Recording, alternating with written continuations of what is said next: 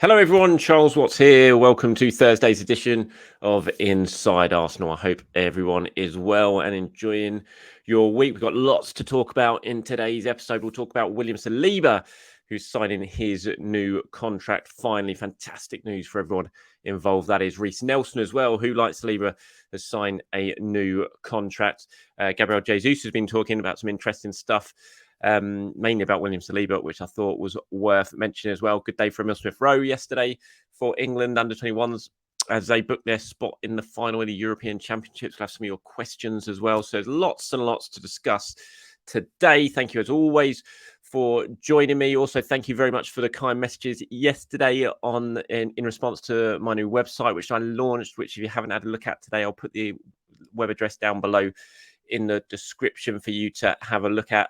It's all part of the new sort of direction that I'm heading in. Obviously, podcast, YouTube, but very much want to keep writing as well. So the website is up and running. That's going to be the central hub, really, of charleswatts.football. So thank you very much for all your kind responses to that. Just a quick note to say, like the rest of the world, seemingly, I have joined Threads this morning, the new social media network, Twitter, which is very important to me, which I've used a lot and really, really like. Is a little bit of a mess at the moment, let's face it, and we're not quite sure exactly how that is going to be going in the future.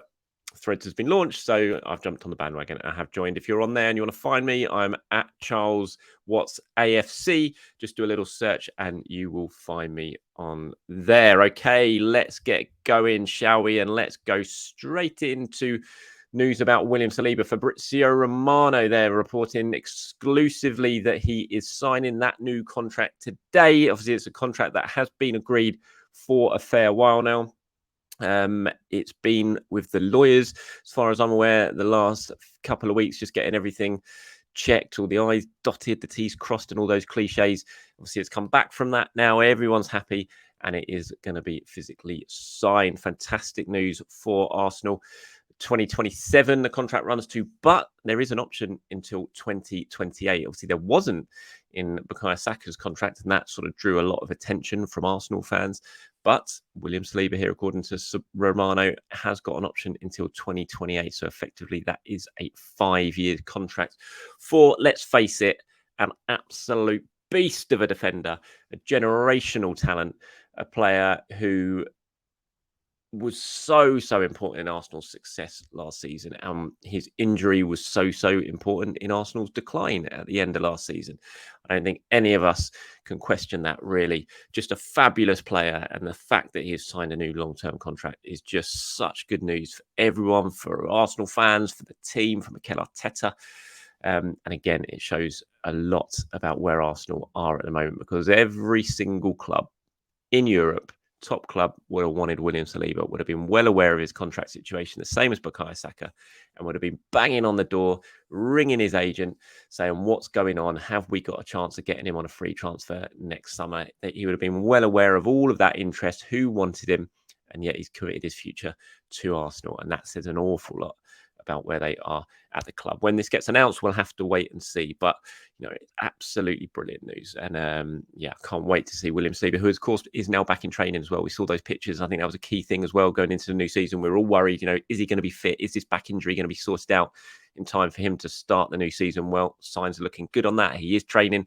He'll be heading off with the rest of the squad to Germany. I believe they're all flying out on Sunday. They're spending a week in Germany and then finishing that off with the game on Friday against Nuremberg, of course, and then coming back here before heading off to the United States and getting a proper full pre-season into Saliba will be really, really important going into the new season. So absolutely fantastic news. Let me know what you guys think about this. I'm sure you're as happy as I am. If you're watching this on YouTube, please do let me know in the comments below. Give me your feelings. Give me your thoughts on what you're thinking now that William Saliba has committed his long-term future to Arsenal.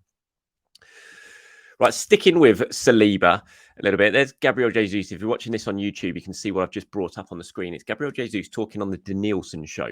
Denilson, of course, very famous Brazilian footballer, not the one who played for Arsenal, the other Denilson. And he's got his own show, and he had Gabriel Jesus as a guest on that show. And Jesus was talking about Arsenal. He was talking about last season.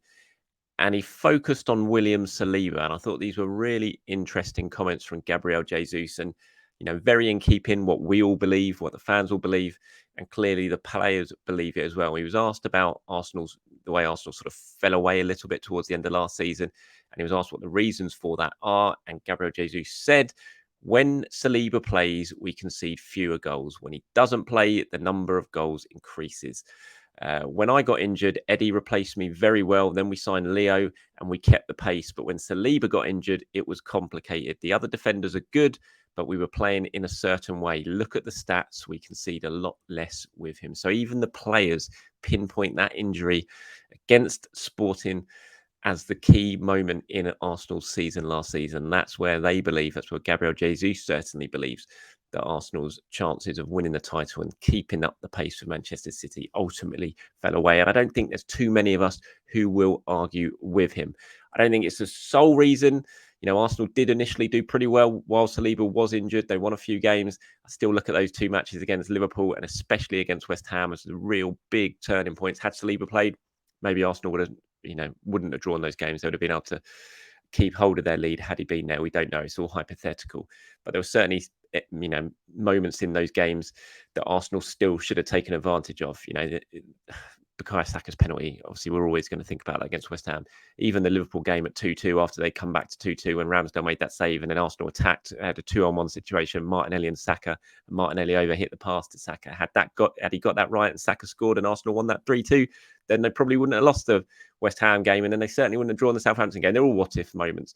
But I think certainly the big one that we all look back on is that Saliba injury. And clearly there, from what Gabriel Jesus is saying, he believes it as well. And again, that's just another reason why we should all be so happy that he has committed his future to Arsenal and that he will be staying at the club. Absolutely fantastic news. Okay. Oh, that's not... that was the wrong one. Still getting used to this if you're watching on YouTube. Bit of a mess there. But yeah, let's talk about someone else who is coming to the club now. And this is very, very close to happening. And there he is. If you're watching this on YouTube, you can see exactly what I'm talking about. Jurrien Timber. The deal now with Ajax has been agreed. 40 million euros plus another 5 in add-ons. Those add-ons are very achievable by what I understand. So basically, Arsenal are going to be playing 45 million for Jurrien Timber, 45 million euros, that is, of course. And he's coming over now for his medical, which is fantastic news, following on from this addition of Havertz, following on from Declan Rice, whose medical is also going to take place in the next 24 hours or so. Arsenal's big 3 priority targets of the summer, the ones they really went for early on, they've all got them over the line, providing there are no issues with the medical that we don't obviously expect that there will be. Really, really good news. I have recorded a special now on Jurrien Timber, which I'll be putting out on YouTube and on podcast potentially tomorrow morning. So keep your eyes peeled for that one. I've got a special guest on that show where we're talking about Timber, and he gives us some really good insight in terms of what Arsenal are signing, his strengths, potential weaknesses. So keep your eyes peeled for that. But yeah, really good news. Arsenal have got the man that they wanted, a defender who's going to bring so much versatility to the team, to the squad, can play at right back, will play at right back as far as I'm aware. That's why Arsenal are signing him, but can play right centre back, can even offer some sort of influence in the midfield role as well, if need be. 22, ticks all the boxes that Mikel Arteta wants in a player. And really, really exciting signing. So very much looking forward in terms of how he is going to get on at Arsenal.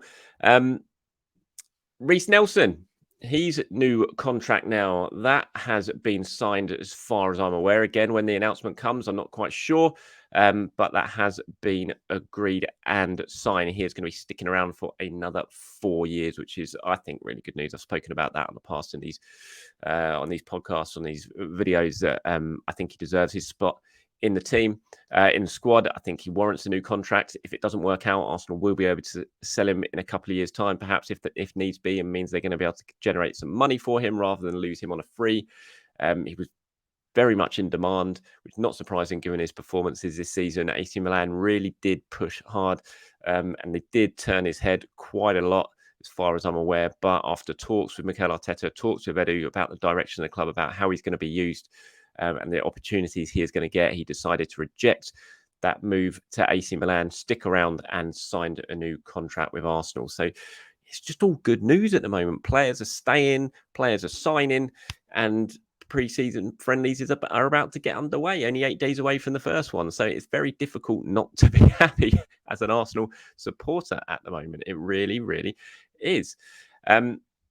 Okay, let's talk about Emile Smith Rowe, shall we? Now, Smith Rowe was very, very influential again for England yesterday. Brilliant assist. I don't know if you've seen it yet or not. A brilliant assist in that win against Israel in the semi-finals. 3-0, England won. Smith Rowe unlucky not to score in the first half in the instant that led to an early England penalty. He had one cleared off the line and had another effort hit the post. But his play in the build-up to that goal, which made it 2-0, was fantastic. You see a really good link-up play with Morgan Gibbs-White. His pace, his movement, his awareness, his first touch to flick the balls around the corner, and the end product, the delivery to the back post that he produced for the goal. It was just brilliant from Smith Rowe. And you just watch instances like that. And I know I talk about Smith Rowe a lot. Yes, I know a lot of you joke with me about how much of a fan I am of him, but I just think he's got everything to be such a top player. And there's nothing I've seen during these under-21 championships that suggests otherwise to me. I think he's such a talent, and I'm really looking forward to seeing what he can do at Arsenal. Now, England have got the final on Saturday. That's going to be against Spain, who destroyed Ukraine 5-1 yesterday. Ukraine actually went in front in that game, but Spain fought back really, really well and set up the final with England. That should be a really, really good game. Two teams who like to get on the ball, who like to try and dominate possession. It's going to be interesting to see how they cancel each other out. But yeah, Emile Smith Rowe, I think he came off with about 15 minutes to go in yesterday's game. So fully expecting him to start in the final. He's already scored twice in the tournament. Now he's got a really good assist as well. So he's really playing his part in helping England try and get their hands on this trophy. Okay, let's move on to some of your questions that have been sent in now. And this kind of follows on from the Emile Smith Rowe theme from Joel. He says, considering Smith Rowe is finally getting some game time at the European Championships, would you favour he has a break or goes straight into pre-season with the team in order to maintain the momentum? Really good question, that, Joel. And I did have a think about it, and I thought, what's the best thing to do here? Now, Smith Rowe had obviously a lot of break last season. He just didn't play at all, basically. So he's not been overused. He's been fit for a long time. It's not like he's going to be in, the red zone or anything like that. Far from it, I imagine, just from playing a few games for England. So personally, I don't see why he needs a break. I'd just bring him straight back. Look, the final's on Saturday, and Arsenal go to Germany on the Sunday, as far as I'm aware. Whether that comes a little bit too early for him, perhaps, because especially if England win, there's going to be celebrations and all that. You don't want to fly straight back and then get on another plane to go out to Germany. So maybe he has a couple of days break, but I don't see there's any reason why he shouldn't fly out and join up with the squad on, say, Wednesday, get some game time in the match on Friday, and then head off to the United States. So personally, for me, I really don't think there's any need for him to have too much of a break. Because he's had a 6-month one anyway. So unlike the other teams in other players in the first team who absolutely needed a big break during the summer, he doesn't really need that. And if he's playing well, if he's getting minutes into his belt, what's the point in stopping now? Just carry on. So yeah, I think maybe give him a couple of days off rather than getting him straight onto the plane on Sunday. But yeah, get him over there on Wednesday, get him a couple of days training, and give him some minutes in the game on Friday night. 100%, that is what I would do. This was an interesting one. Say, hi, Charles. I can't see it. It was from Aqua Cider, I think.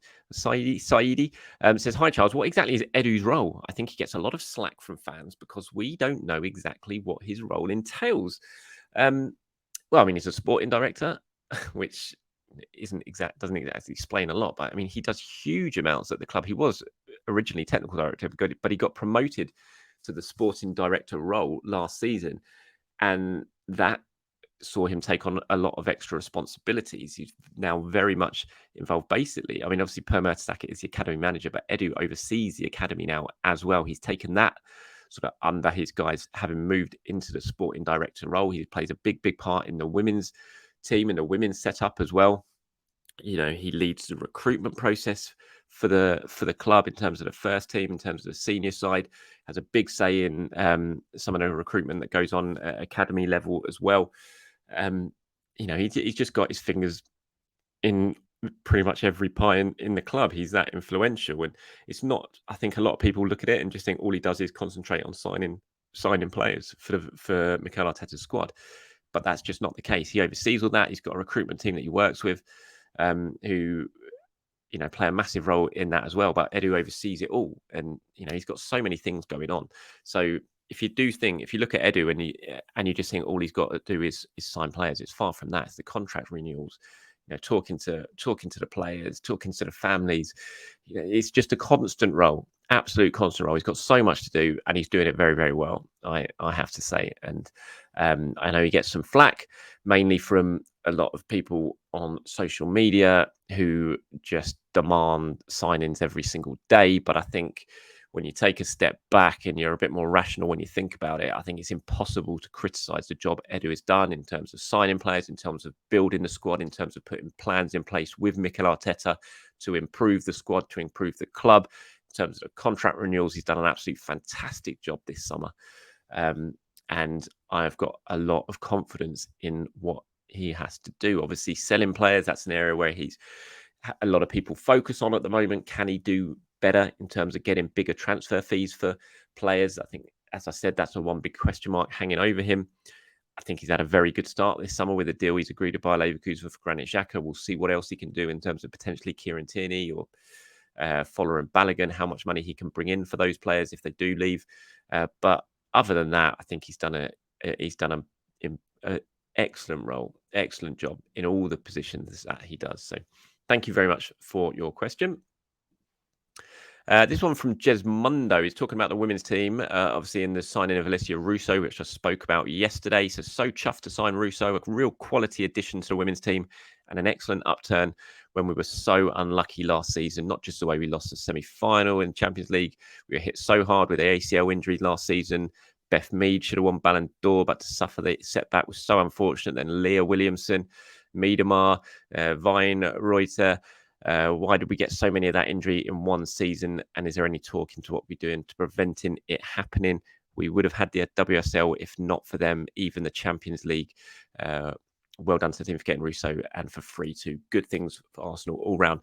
Thank you very much for that big long comment there. In terms of the ACL injuries, obviously Arsenal hit so hard last season. It was unbelievable watching it happen.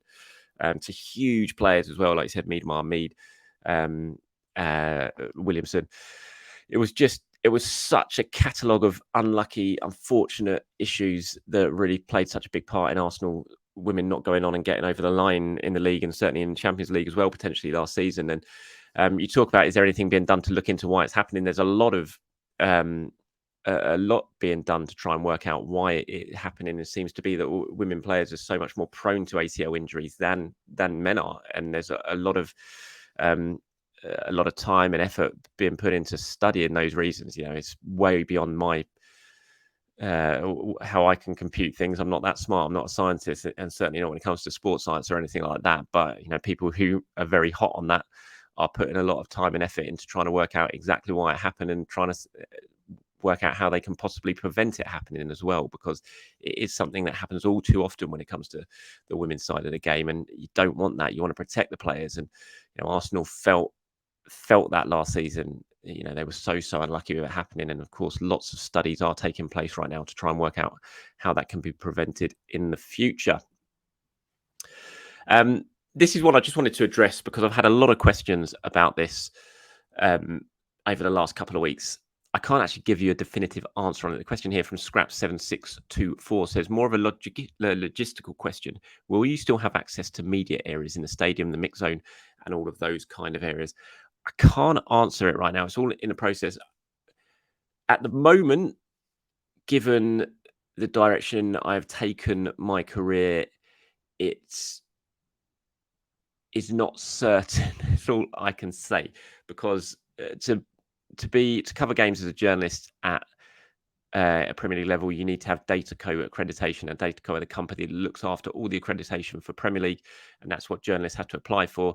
During the summer, the companies they work for have to put in requests to get the journalists on the sort of server to be able to do that, and those companies have to show really, you have to have like the right insurance to be able to do it, and all that sort of stuff. It's a bit of a hassle. It's something I've never had to really do before, because the companies looked after it, and then they just sort of put your names on when it's all done.